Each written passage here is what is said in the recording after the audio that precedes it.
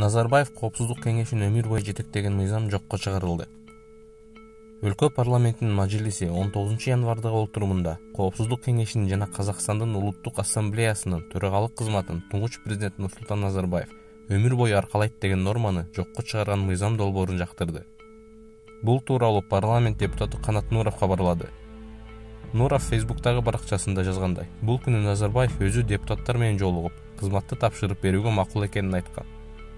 Депутат биринчи президент Элбасы жөнүндө, Казакстандын улуттук ассамблеясы жөнүндө жана Коопсуздук кеңеши жөнүндө конституциялык мыйзамдар өзгөртүлүп жатканын кошумчалады.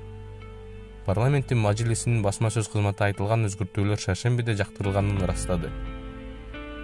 Казакстанды 1989 жылдан 2019 жылга чейин башкарган Нурсултан Назарбаев президенттик кызматты Касым-Жомарт Токаевга өткөрүп, Коопсуздук кеңешинин төрагасы кызматын, ассамблеянын жетекчилигин жана партия лидерлигин сактап калган.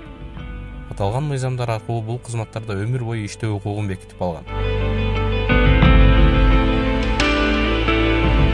Кайра шайлоого катышуу үчүн 41 жаран талапкерлигин көрсөттү. БШКга 27 февралда өтүүчү номер 27 1 май жана номер 29 Свердлов шайлоо округдары боюнча Жогорку кеңештин депутаттарын кайра шайлоого катышуу жөнүндө 41 талапкерден билдирме түштү. Белгилей кетсек, бир мандаттуу шайлоо округдары боюнча депутаттыкка талапкерлерди көрсөтүү добуш берүү күнүнө чейин 30 календарь күн калганда, башкача айтканда 2022 жылдын 27 январында саат 18:00 аяктайт. Эскерте кетсек, 2021 жылдын 28 ноябрында Жогорку кеңештин депутаттарын шайлоо өтүп, 1 май жана Свердлов шайлоо округдарында шайлоочулар баарына каршы добуш берген. Мындан улам кайра шайлоо 2022 жылдын 27 февралына дайындалган. Эми Google компаниясы Кыргызстанда да салык төлөй баштайт. Кыргызстан дүйнө жүзү боюнча эң көп колдонулган издөө системасы Google сыяктуу чет элдик компанияларга салык сала баштады.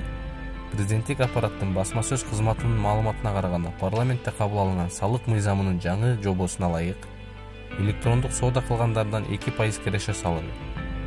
Ал эми Google сыяктуу чет элдик компаниялар кошумча нарк салыгын төлөйт. Жаңы мыйзам 1 январдан тарта күчүнө кирди.